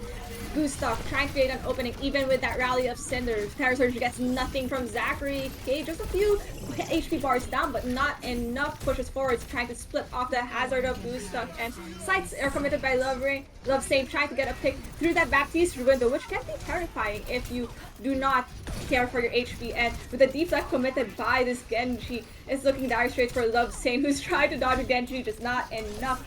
But if I have PxP Rising, I have stalled the fight just enough. Of course, a bunch of other ults from Sakura Mochi, even that downpour of hazard. So this has been a costly fight for Sakura Mochi with no gains from it. They've pretty much deleted their ult bank. Yeah, and PxP, although you used ultimates there, you didn't use either the DPS ultimates. Lawn Flamingo with that kill has nearly built up to the blade. Could be very, very impactful here. You don't have anything really to counter it. Maybe you Juno Ring out of it. Maybe you try to hit the whip shot, but all in all, it's going to be a lot of damage coming in, especially with Cinder on that Brigitte. You have those packs you can just throw onto your Genji to help sustain them through it. You can see that PxP, they're positioning for it, probably looking to get out a cooldown at least before you commit this. Yeah, cooldown committed none, but they will just jump in, try to get that Brig who bashes out and manage to die in the process because Softbridge was there to peel. This is great opening for Sakura Mochi to continue pushing up, especially when there is no Genji to bother that squishier back line. Atlas, though, still having that Blizzard means they could push in with it if it is looking very dire. Still manages to get a hack. Is actually Flaming Potato on this Mei. Kind of slightly dicey, but hey, with Blizzard online, I think this is something that Atlas needs to commit, especially if they want to seal the deal. But with Cinder already committing rally, I think that might be it. EMP, no, that is just a hack. So downpour committed by the side of Sakura Mochi. Gets a lot of people stuck, but no trades for it just yet. Just Cinder, who's finally out of rally. But Zachary K doing so much work, gets both of the supports. Love Saint, even though they're back, are still getting that pick. So this is just, the Sombra and the Hazard still left, and that is just enough for Sakura Mochi to fully cap this point. And this time, not deleting their ult back. Yeah, that's right. Holding on to both DPS ults still. Sakura Mochi, including that EMP. Flaming Potato has been able to get some really, really impactful EMPs connecting onto 5 members of PxP Rising, because when you're playing this kind of like eraser composition, like you're not playing a lot of splits. You might have Lawn Flamingo on the Genji kind of off on her own, but otherwise you're pretty much playing with everybody very, very close to this Orisa. Now, if you're PxP, you do have the window available from Road. If you can position Sakura, or if you can force Sakura Mochi into a position where there's like lots of angles, you might be able to get a window here. Looks like they are going to commit it already, yes. And there's a committed window trying to create an opening, but Road gets Flavor Potato even when half, but that just means there is no lamp to sustain, so Cinder has to play their life, and they know that for Sakura Mochi and take them out first. Everyone else from the side of PxP Rising trying to back off just a little bit, with Zachary K, I think, still being the one left alive on this squad, trying to fight for lighter life with the Genji, who is finally back onto the point. Down 4 available for Goose Duck, exactly does that. Does not catch anyone. Very great Suzu from Road to dodge everything, and but Love Save is still there from a distance, creating all that damage, and this picks as the card slowly rolls in. It is all up to Atos, so they staggered, saw this a bit longer, especially with that, cryo perk there, but it is not enough to slow everyone down, and the card rolls through the point. Sakura Mochi full capping Circuit Royale, and we are hitting a map 5 tonight, people. Here we go. I mean, this is how we need to start off Comp Rising, with a nice map 5 between these two veteran teams. Here we go. Play of the game. It's going to be Road on the Juno. Nice orbital on to the point, putting out lots of damage. And I gotta say, Thor, Sakura Mochi did exactly what we said they needed to do. We said that they needed to make space, create opportunities for their DPS to pop off, and wow, did they pop off. And exactly, you could also see how big of a SIG ban is on Circuit Royale. Let's take and remember that at the end of the day, it was Sakura Mochi who did ban this SIG. They also brought this match to Circuit. So they went in with a plan, and that plan worked perfectly for them. So great job for Sakura Mochi. Yeah, really well played. We're all tied up here. Now, we are going to go to a quick break before we head into the map 5, but don't go anywhere because it's going to be PxP versus Sakura Mochi. We'll see who's going to move on and who's going to go home.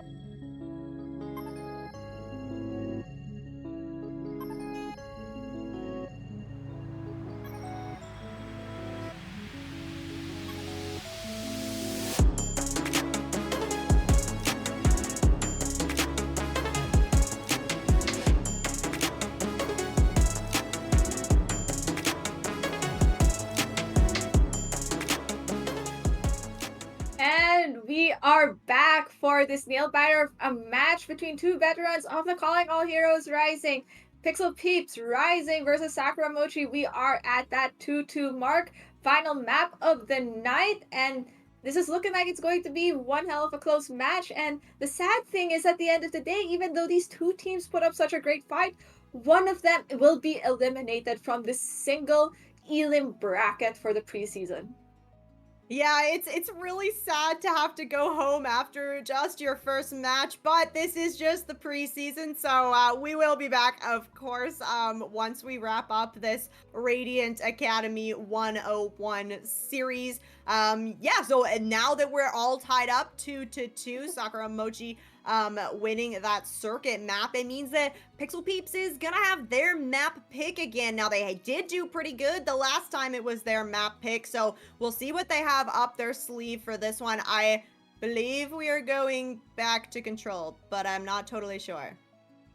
I mean, one way or another, it is still the side of Pixel Peeps Rising to decide where we are headed. And if there's at least one thing we have seen from this Pixel Peeps team, is that they are very proficient in that brawler kind of setup. As long as Zachary K can play this tanky, faster characters that they want to play, like they are going to get the immense value. Sakura Mochi, on the other hand, understand that the player who at least creates the openings for them to at least win some of these fights are the killer headshots of Love Sane. So there are two different ways to play this game, and for both of these teams, it's leaning in towards to that and creating the openings to play that way. I have to say also from Sakura Mochi, I feel like you have a really good dynamic where Love Sane is the DPS that's kind of like opening up fights for you, trying to find those opening picks, and then you have Flaming Potato, who is like kind of the combo, right? So we were seeing a lot of like alt combos between Flaming Potato on the Farah and then with the Mauga cage when we were on Suravasa. So it's interesting to see that dynamic between your DPS where you're really getting a value in from both of them immensely, just in two very different ways. Exactly. And I think for PxP Rising, on the other hand, right, Zachary K really timing like certain cooldowns that need to be forced Mhm. out to really create the value. But I think what is also underrated on this squad is actually the backline of PxP, because we have seen so many times how much of the kill feed Road has been, and really just staying alive and keeping Zachary up while also getting the necessary contribution and kills in. But our map 5 at the end of the day is a push map, and we are headed to New Queen Street from what I am seeing. So at least we have an idea that Pixel Peeps wants to play the Joker Queen again. Yeah, right. I mean, it worked really, really well for them on the last push map they played on Runasapi, and like you literally just touched on, Thor, like Pixel Peeps does a great job of baiting out the cooldowns that they want. That's how we saw Zachary getting like 5-person, 4-person rampages every time, and then the rest of the team just cleaning up those fights. So we do have hero bans still yet to be announced. So we'll see what PxP opt to ban out. They will have the first hero ban since they had the map ban. So what you could do is potentially go for a tank ban just to protect that Junker Queen, right? Yes, and I think that has to be your strategy at the end of the day. You don't want to roulette, um, or at least leave up to fate that Sakramochi is going to like to let Sakramochi ban a tank, right? You don't want that to happen. So if you really insist on playing this Joker Queen, you at the end of the day have to ban a tank. And at least it doesn't matter even which tank you ban. Like really just even for lol, let's ban it hog, just to deny the fact that that Sakramochi can ban a tank. Right now, not to say that I'm advocating for banning a hog. That feels like a wasted pick, but the concept is there. The theory and concept behind it is there. Yes, absolutely agree. So we do have the first hero ban. Pixel Peeps have banned out Kiriko. So Hmm. Pixel Peeps are going for the gamble here. We'll have to see if it pays off because we are still Oh, waiting for the ban from Sakura. wait, no, but I get it. In a sense, I think they are leaving it up to fate one way or another, because usually what's going to happen is if they know if Pixel Peeps don't didn't ban a tag, they ban a Kiriko. Their hope is at least Sakramochi rethink what they want to ban, right? Because at least if with Kiriko gone, the Rampage always gets value, one way or another, right? So for Sakura Mochi, interesting pick instead on what they want to ban. They've decided to ban the Orisa instead. I don't remember Orisa looking like this. Oh, there we go. She is not an angry gravitational man. She is a robotic horse. I also was going to say I don't remember Orisa having feet. Orisa has hooves. So yeah, okay, the Orisa ban. I guess I get it, right? We did see Zachary playing some Orisa already, but I do think that, yeah, you're right. Like with this Kiriko ban, it's just one more cooldown that Pixel Beats don't have to bait out, and then you can still run this Junker Queen. I see on new Queen Street, like I do see that Orisa could definitely get a lot of value. It's really long sight lines, right? And Orisa, the damage is just gonna be, you're gonna be able to do more damage from further away compared to this Junker Queen. But where neither of the speed heroes have been banned out, you just pair a Lucio or a Kiriko with, or sorry, a Lucio or a Juno with this Junker Queen, and you're still gonna be able to cover a whole lot of distance. Oh, exactly. And I think that's just going to be a rotation of speed cooldowns at the end of the day, should Pixel Peeps decide that they want to run that Junker Queen at the end of the day. Now, for Sakura Mochi banning this Orisa, I think at the end of the day, it's really more of, okay, if we manage to pressure out Zachary K from playing this Junker Queen with whatever composition they plan to run out, they are going to end up having to go to another tag. And by removing the Orisa from the game, you already know Zachary is most likely going to lock the Mauga. Yeah, yep, that's right. We could. And they just devolve the Mauga again. We're gonna end up on the Mauga once again. This is gonna be it, isn't it? Oh, okay. I mean, yes, doors haven't opened, but like maybe we get the Wrecking Ball matchup. Wow, this is wild because both teams have locked in on a Sombra too. This is a question of like deciding on who we bully on like a lineup. Yeah. Right. Sakura, PxP Rising really relying on Road potentially landing these high damage shots on the Zen, but this is going to be a more stagnant and fragile backline. Whereas opposed to Sakura Mochi, this is chaos. This is going to look like chaos. This is everywhere. Nothing is going to make sense. Everything is just going to be happening all at once. Fights are all over the map. Zachary K is already hacked by Flaming Potato and has to live for his life for that moment. Already a Zen Discord on the suffrage, so they're already trying to look for where this Zen is. But what's found out first is Long Flamingo, who's gone for this world. So for everyone else on PxP Rising, this isn't looking really good, especially now with suffrage dropping really low and it's not enough Atlas getting the trade in the process along with their other teammate, but the card should at least go into the favor of Sakura Mochi. This is a chaotic comp. Like you said, the Moira, a really interesting pick. You're really not going to be doing all that much healing. Gustav probably going to be just living off of health packs. The same with Flaming Potato and Love Saint. So this is like a greedy composition here. PxP, you have these discords. You really need to try and follow up on them. First over onto Love Saint, but going to be able to cleanse that. So PxP coming back into this, it's all about just finding these discord orbs and lining up the hacks plus the dash from Lon Flamingo. Exactly, but I think the way Sakura Mochi are playing this is really well, trying to go for this core and doing it as a group, because if there's one thing that's going to be a problem is going in alone into a Zen Brig with maybe the Sombra behind them, it's going to be like instant melt, but they already have taken away the Genji, looking at that skill orb, very wonderful, and same with Potato just pushing up, trying to pressure out Zachary K even further, who's forced to run away, and I think part of maybe why they decided to ban the Orisa is actually because they want to play that Wrecking Ball. Nothing is going to stop it with a stun of a Lance.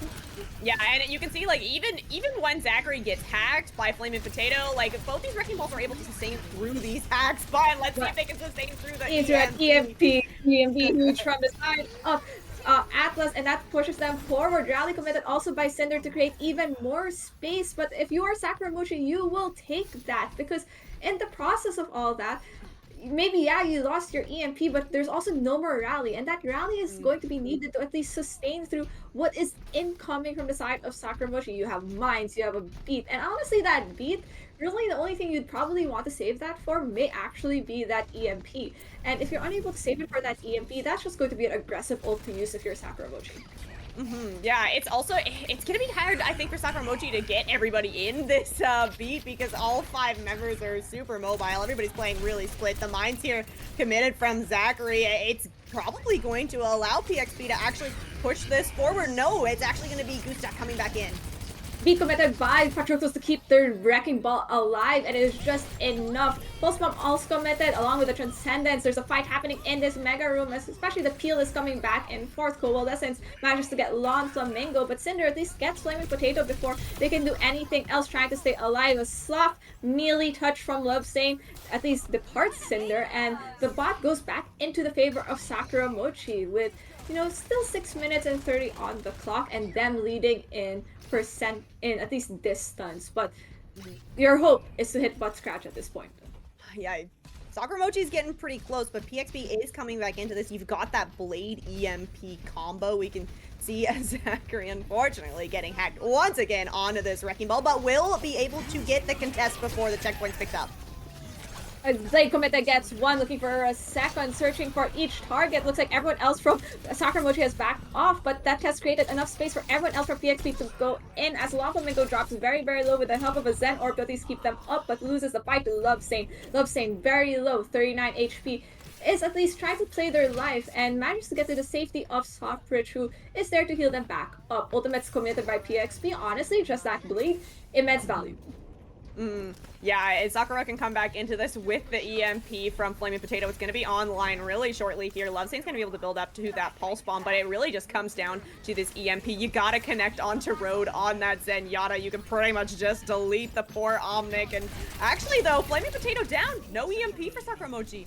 Atlas has to get away with their life, trying to hide, but manages to get scouted out by Patroclus by walking into them. No EMP online for PxP Rising, allowing Sakura Mochi to continue pushing in and at least push the bot a bit back to, their safety, getting one more stagger pick onto Cinder, looking for that Zen, hoping to get another, and that is enough for them. Sakura Mochi still leading with this push, and they should at least get butt scratch at this point with, a lot of ultimates coming online with that EMP, yet no, the fight is not over. Going in is PxP getting one with that EMP kill, followed up by Gustav, though gets everyone else, but the mines on point from Zachary K and Gustav means there's just chaos everywhere. Anything can blow up, but blowing up on the kill feed is at least Patroclus from that Cinder. Rally committed to keep everyone else up, looking for another pick. Flaming Potato trying to run away, but it's going to be chased by Cinder into the tiny room. Tiny room available for Zachary K to roll in, but rolls out because that is not a safe place to be for Ball if you're trying to get all the damage in. Picks, Road gets a kick, manages to get two, manages to create an opening, he's not done, she's not done, gets a third. That is it. Your Zenyatta is doing so much work and still has that Transcendence online. Yeah, she didn't have to commit the Transcendence either. That is very brave from Road on this Zenyatta, holding on to the only ultimate available for PxP. Gonna have to try and survive. Just an absolute onslaught of ultimates available from Sakura Mochi, including Flaming Potato, still holding on to that EMP. You know that Flaming Potato would love to hit Cinder with that. It is the hack onto Atlas first, and actually, yeah, gonna have the Transcendence forced out from Road here. Transcendence forced out, and at least that's bait out. There's a fear that it might have been an EMP, and that just means there's an opening to EMP now. Exactly what has happened, creating an opening, allowing them to push, get the picks. Should be clean, easy, squeezy fight for Sakura Mochi. And, for someone who has one of the Seraphim skins on their team, maybe not on a current hero right now, definitely easy peasy lemon squeezy. Easy peasy lemon squeezy. I love it so much. Sakura Mochi back in control. Gonna be able to get this bot towards that checkpoint. You have the beat still from Patroclus. You could use that for this blade that Lawn Flamingo is going to have online very shortly. Zachary's gonna have the mines as well, but Gustav is ready to match with the mines too. Gustav matching mines, but what was matched was Patroclus dying pretty early from Atlas. So unfortunately, there is no beat if Sakura Mochi decide to push, and the picks are going on the way of PxP Rising, especially when it is on their side. Rig's still alive on the side of PxP, trying to conserve their shield, waiting for their Zen to come back, and it's looking dicey. The roll through is just enough to lower them and their HP. Zachary K trying to hide, trying to get an HP back, and if you're Sakura Mochi, you will take that. This high ground is now in your favor with the bot still rolling. Yeah, you're in control up here. Flame and Potato gonna go ahead and pick up that mini health pack for Goose Duck to use. Does have that pack rat perk, so you get the extra heals. It's gonna be the blade here from Lontalingo. Wow, picks up Patrickless too, so no beat for Sakura Mochi. No beat for Sakura Mochi, but that is fine because the bot's still in your favor and you manage to stall it just a bit more, allowing at least PxP Rising to continue moving the bot away from this point and at least moving to this next fight with an EMP. Creating an opening, gets that pack, denies any value for Zach for Goose Duck, but you know, it seems like there's a healing hack on the side of Atlas and they're continuing to roll the cart forward. Some help is needed by Road, who is unfortunately dove upon by everyone else, and that is a huge trade. Unfortunate picks from the side of PxP Rising. It's looking like the rotates really just weren't communicated for PxP, and it's going in the favor of Sakura Mochi. So unfortunately, even if the bot had been moved a bit more, just it wasn't enough to at least reach butt scratch. So if anything, it's looking dicey for PxP with 1 minute 30 left. Yeah, 1 minute 30, and Sakura Mochi did that without using any ultimates. You're gonna have all 5 online shortly here. Zachary's gonna have to have a really big minds to try and force something out of Sakura Mochi. Pulse Bomb in, not going to connect. At least that's 1 ultimate down for Sakura Mochi. PxP doesn't have to worry about the Pulse Bomb. Yeah, no pulse bomb needed, but hey, they're still bothering a certain character as Road is another gone for this world and Coalescence is committed. So that is something at least for Sakura Mochi to push in. But Atlas taking Flamingo means there is an opening to at least get some value with an EMP. But they are being scouted out, found by Goose. The rally has to be committed to at least keep this bot rolling forward. Mine's also committed to keep this alive and well, but Goose Duck at more than like 800 HP is keeping things alive for Sakura Mochi on the point. But looking for the Tracer, there is a trade. The recall force from Love saying has to go back, and Zachary K doing their best to keep everyone else alive. No more ultimates to work with for PxP, maybe that EMP, but Atlas is still struggling to create that opening and look for an opening to work with.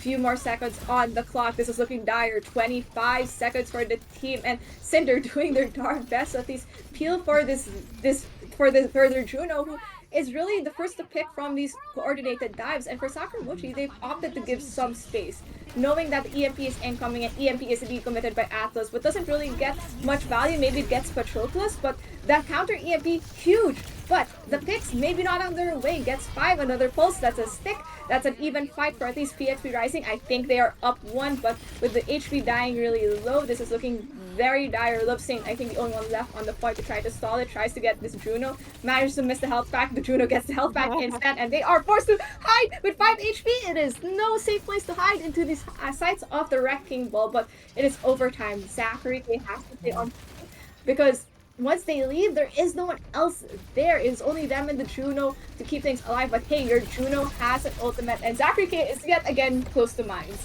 Now with the Sorry, go ahead. Blades all waiting for an opening. Push comes to shove, finding the Lucio, trying to push forward, creating the space. Space has been created, but I think that Genji Blade might be a bit too early, including that orbital ray, but maybe that is what they need. No, Wrecking Ball comes in. Gustav creates an opening hack, committed, at least by Flaming Potato, does not get a pick, and Zachary K and Cinder are doing everything together, cleaning things up, and oh my gosh, is this PxP Rising managing to turn things around with things look dire? Yes, it is! Somehow, some way, in that 5-man EMP fight by Sakura Mochi, Zachary K and Road have kept themselves alive to push everything forward.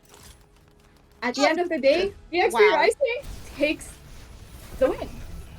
That's incredible from PxP. It really looked like Sakura was in control that whole time up until the end. Cinder on this Brigitte, able to stay alive through this fight somehow, despite being a target time and time again from the Tracer and from the Sombra from Sakura Mochi, but doing a great job staying alive there. And wow, this was like as close, I think, as we could ask for in the opening match here for Ka Rising. It's gonna be PxP Rising moving forward. Unfortunately, Sakura Mochi has been eliminated, but wow, what a showing from these teams.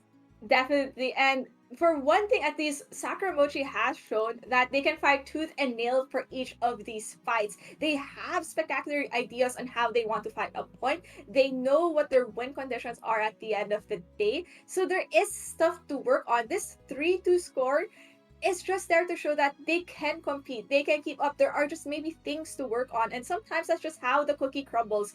On a certain day, maybe the other team might be slightly on a better game day mood than you are, but at least one way or another, there is something to learn. And I think just from that push map itself on New Queen Street, there is a lot of them, at least for material, to look over, because honestly, that looked like it was in their favor for a chunk of that. Yeah, it seems like PxP just had the angles, they had the engagements, but then when it came down to these long, scrappy fights, the backline of PxP just able to stay alive longer. And when the break stays alive for the whole fight, plus you have the perk from the whip shot that lets you keep your Inspire up longer, and it's just an endless amount of healing as long as you're playing within that Inspire range. And when it comes to the overtime respawns too, even though Sakura Mochi had the closer spawn with those timers, you just aren't spawning as quickly, so you can't get back to the point fast enough. You're not finding the picks. You're not gonna find the win. Exactly. But hey, if there's one thing we have to give credit for also for Pixel Peeps, they turned it around, right? Some way, somehow they turned it around. I don't know what locked it at that last few moments during that overtime, but I think maybe they saw that overtime clock, saw what they had, like they just locked in. And even though maybe I might have questioned that early ult usage pretty early on, because there was still a chance for Gustav to roll in, at least touch the point. I think it worked in their favor at the end of the day. It was to force everyone else from Sakuramochi a bit further out, to make it harder to at least recontest the point. Yes. Impressive stuff here. And so this is, yeah, single elim. So this means that PxP Rising will be moving up. I don't have the bracket right They will handy. be they will be playing against Monarch MX for their next match. Monarch MX did get a bye for this tournament because there are 15 teams currently participating in this calling all heroes bracket. So from how it's structured, one of them does get a bye week, but we will be heading into our short break to bring in our some representatives from our winners tonight. So it'll be interesting to see how their thoughts were, especially with this nail biter map 5. So don't go anywhere. We will be right back.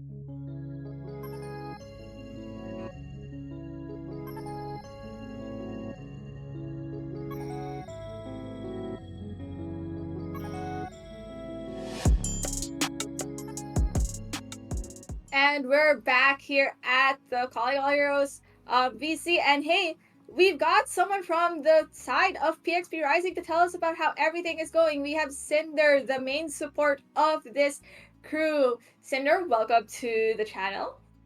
Thank you, thank you. I'm glad to be here. Glad to have you here. And honestly, what a nail biter map 5 that we saw. So I wanted to at least get an idea of what was going through the heads of the team, at least with picking where to go for map 5 and really who to ban in the process. Yeah, well, we've done a lot of prep for New Queen Street lately, and we kind of settled on the Zen Brig, and we knew kind of how to play it. So we were quite comfortable if they wanted to mirror us, we could take them out. If they wanted to mirror the Sombra, we felt comfortable in our ability. And as it showed, even when we went down quite heavily, we just knew that could easily turn this around and win it. We just kept going. Everybody played well together, and we just managed to get it just over the line. Yeah, really down to the wire there, but yeah, well played to kind of stick out through it. Like, that shows really great mental fortitude to go to the map 5 and have to take it into overtime. So yeah, well done. I was wondering, so we got to see a little bit of kind of variation in the comps that your team played. So Thor and I were kind of feeling like Zachary and maybe a Junker Queen kind of favored, but like, is that actually true? Like, does your team kind of more gravitate towards more like the brawl style compositions? I feel like we didn't get a whole lot of dive from you guys. Yeah, I mean, we normally have a support that plays a lot of the dive supports, and they couldn't make it today, so we just kind of adjusted what we were going to do for a lot of the maps. And honestly, the map pool just kind of went into our favor to play a lot of our favorite picks, like a lot of our brawly styles. So honestly, we just were quite happy with what they picked. None of the bans really worried us. We had bans already predetermined that we knew that they like to play Sakura Mochi, so we kind of had a good idea on what we were going to ban depending on where we went. Awesome. Yeah, that's so important to come into these things with a plan. Really well done. My next question for you is what is the team doing to prepare for this next match? Because of course it's a single elimination, right? So you really need to keep the momentum going and win this next match as well if you want to move forward. What are y'all doing in preparation for that? I was just trusting in ourselves, trusting in what we've been playing in Scrim. There's no reason to change it up. Like if it's going to get us the title, it's going to get us the title playing what we're comfortable with, playing what we're practiced. There's not really any reason to change anything. So we're just going to take our time, kind of work on what we know, and just keep our mental going. As we showed, we have great mental even when we go 2-1 up and get pegged back to 2-2 to go in overtime in map 5 to pull it back. Like, this team has one of the strongest mentals I've ever been a part of. I couldn't be more proud of them.